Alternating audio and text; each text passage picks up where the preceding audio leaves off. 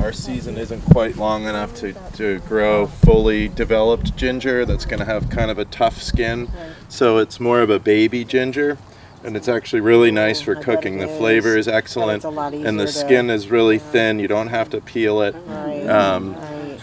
So, but you won't, say, get fully developed ginger that you would be able to use as, for ginger, we grow it sort of like garlic. So we'll use the roots, the rhizomes, as our seed for the next year. You wouldn't be able to really get it to a stage that you could save it for seed. So you have to buy some in, and then we would start them really early in the greenhouse and get them to at least develop a small shoot before transplanting them, because they're fairly long. When you grow fully mature ginger, it takes a little bit over a whole year. Wow. So we're trying to adapt it to grow here, and there's a good market for it. And it's I've heard. So this is a relatively new study we're doing. We have, let me see, 8 varieties of table grapes in here. If you're curious, you're welcome to look at these tags. It says a variety. This is Concord Seedless. And then we have 3 different trellising systems. We have it's called Modified Munson. We have vertical shoot positioning and top wire cordon. So one will be a little bit lower and 2 of them will be higher. We're trying to determine what the best trellising system would be for our location with these table grapes. It might vary depending on variety. What the yield potential is for the varieties. And just determine if it's a suitable specialty crop. There are a few producers who do table grapes in New Hampshire already, and actually there were some preliminary trials on farms that helped us decide which varieties we were going to be using.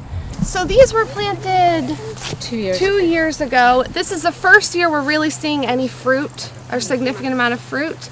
But it takes at least 3 years, I think, to get all of the 3 trellising systems established. So the first year you grow, you just grow the plant, then you might lay one, develop the arms, and then lay them the next year. There's Michigan and North Carolina. So these are all Brussels sprouts here. We have about 2 or 3 studies happening in this one little field. The first one is a topping experiment, which we've been doing for several years. Basically, what that means is if we cut off the growing point of the Brussels sprout plant at a certain time, it can help us develop more uniform Brussels sprouts all the way up the stalk and make the stalk more saleable just as a whole stalk. So we're still trying to work out the kinks on exactly when is the best time to do that for each variety. The second study is is another graduate student, Alina Harris, who just started in our lab, and she is looking at the effect of habitat plants, which you can see in the back there. We have alyssum, fennel, dill, buckwheat, and cilantro, and phacelia, and what the effect is on them bringing in beneficial insects. And so how far away from those are they still effectively bringing in beneficial insects?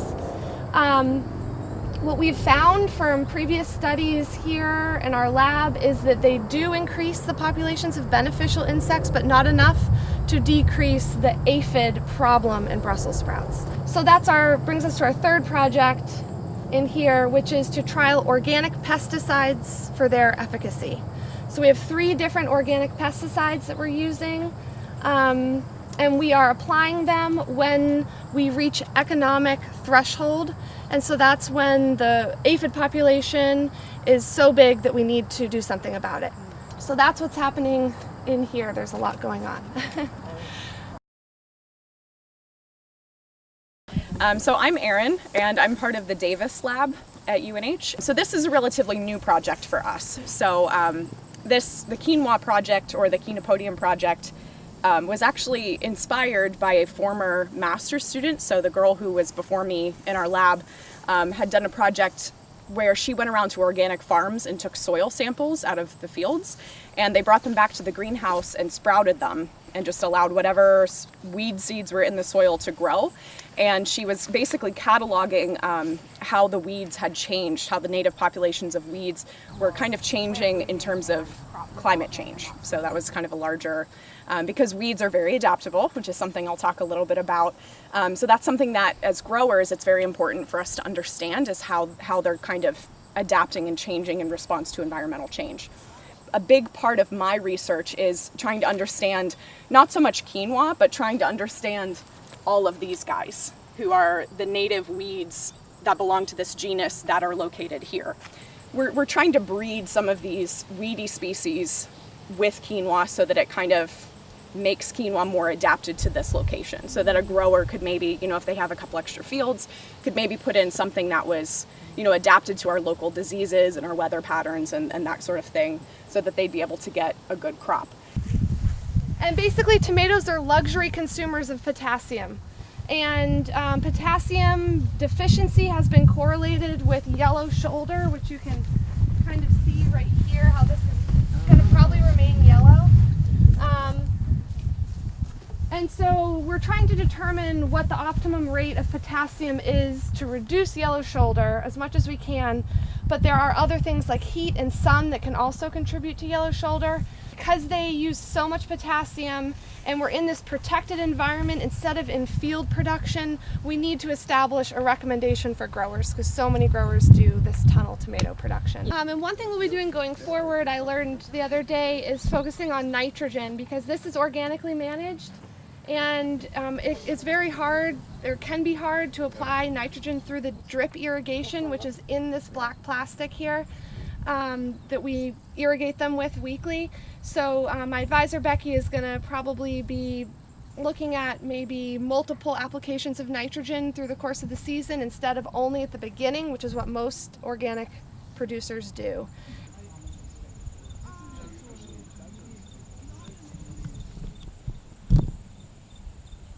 I'm Christina Felix. I'm the high school garden coordinator, and we're looking at the high school production garden. This is the second year that we've had volunteers and myself grow vegetables for mostly the high school cafeteria for the students and teachers. And most of it will be ready in the beginning of September, right when the students come back. We plant most based on what high school students will eat. So we have a lot of tomatoes, especially cherry tomatoes, cucumbers, zucchini, a little bit of Swiss chard, not too much Swiss chard, green beans, cabbage, lots of basil so they can make pesto. And then this year we have a few flowers too to help keep away some of the pests. We have maybe about 10 or 12 students will come out, and then another teacher will bring out the entire class in the beginning of the year and then at the end of the year. So they help plant a few beds before they leave in the spring, and then in the fall they'll do some of the picking. There isn't an actual class, but there's teachers that are teaching something similar in their classroom will use it as an outing. Last year we discussed putting in 2 more beds, so we may put two more beds, which would give us 10. And then sometimes we daydream about having an enclosed space so that we can extend the growing season. Okay, well, I'm John Carroll from the Durham Agricultural Commission, and I also serve on the Oyster River School District Sustainability Committee. And speaking on behalf of both, we're very proud of this operation. This is a production garden. The key word is production, as well as a serious possibility for education of the students at the Oyster River High School and in the school district. But as a production garden, we're happy to provide for our food service director, Doris Demers, very, very good, high-quality food for the consumption by the students in the cafeteria, but also for the consumption of the public in various special events that we have here at the school through the school year. And we're very much interested in seeing this grow into something bigger, more substantial, and longer season as we move along into the future.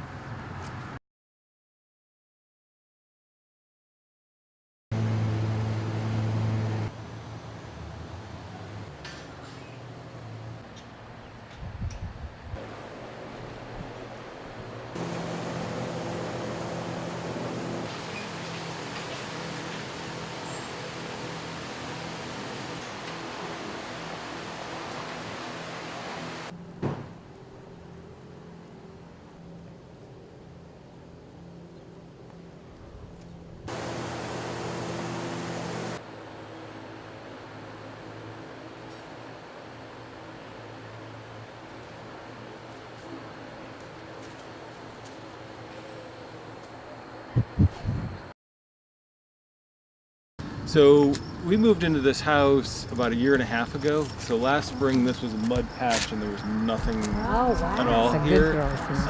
So this is the second season growing. And so some things have been done with more thought and other things have been stuffed in because I was anxious to get food growing in the yard. And sort of one of the main focus is having things that the kids can snack on. I've got 4 kids and the grown-ups. This is my wife Marissa.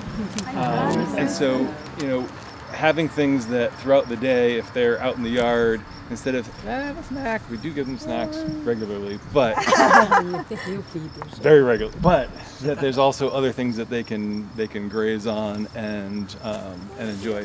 The 6 along here I built last year, and one of the things I put them level so that partly for aesthetics and partly because if you're watering a tilted raised bed, you're going to have stuff running off. I also put hardware cloth, which is just a little metal grid like underneath, because in a previous location I had problems with tunneling animals and spent a lot of time and energy building them, and I figured I was gonna, once they're built, you're not gonna go back and put hardware cloth. So I did it from the start. Some of the reading I've done about compost is that all compost is not created equal. And if you get it from a single source or a single material, it's not gonna have as much going on. Mixed with the compost, I also put peat moss and vermiculite. If you've ever gotten potting soil, perlite is almost the exact same thing except it's white. And for me, the reason I got vermiculite versus perlite is that it looks like those little, I always thought those were little balls of white styrofoam in them. Yeah. And it looks like, I don't want my soil to look like it has white styrofoam in it. So that helps to aerate, and also it also absorbs some moisture, holds some moisture. The peat moss holds moisture primarily. Though peat moss is also slightly acidic, so if you put a lot of peat moss in, you can get more acidity in your soil than maybe you want. So this bed, this was peas in the spring, and then after the pea crop came and went, I ripped it all out, planted a second planting of peas, which are now starting to come along. And that's something that most people don't think of peas as a fall crop. If you hit the right time in July planting, you can get a fall crop. If you go too early, they burn out. If you go too late, they never come to fruition. So I planted 1 row of them and crossed my fingers, and it looks like it's working. So this bed has already given us a whole season of peas, and then now I've got beans and lettuce and carrots and another thing of peas. Another thing with peas is that peas and beans, they are nitrogen fixers. So they put nitrogen in the soil that other plants need. They can, pull it right out of the air themselves. So I figured worst case scenario with the peas down the middle, I was putting a little free nitrogen in the soil for the tomatoes, but we did get some peas. Another specific plant I want to talk about is basil, and I've got basil here, there, in a bunch of different places. One of the things about basil is that when it starts flowering, if you let it go to flower, it's great for the pollinators, but it's not great for your supply of basil.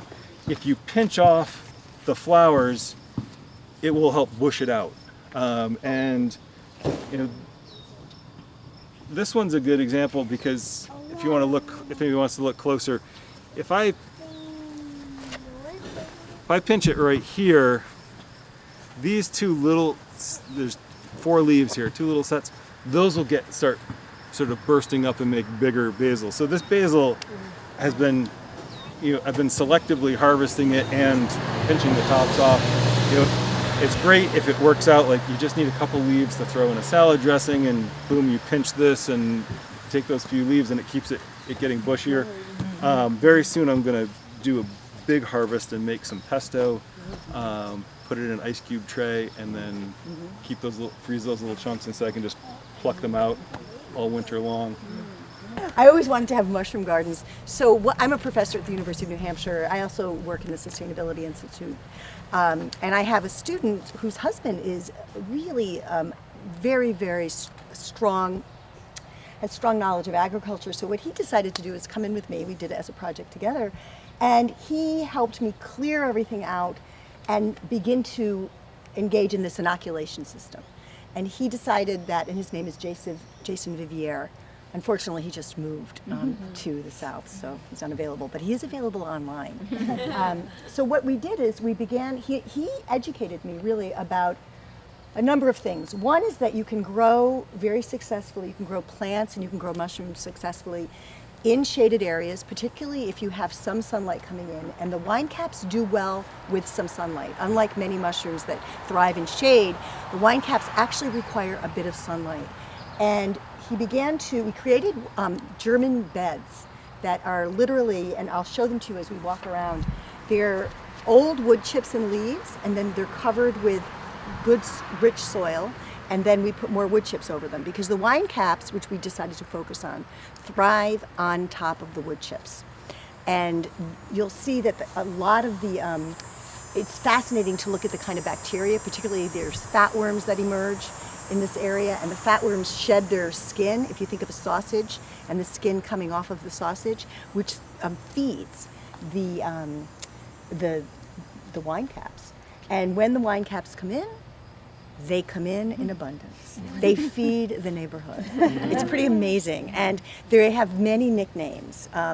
Giant of the forest. If you look here, there's several of them. They're called garden giants. Godzilla mushrooms, because they have grown larger than my head. And Molly, Ben, Mary, and Jordan can attest to that. They're like huge. So as we go around, you can begin to see these beds.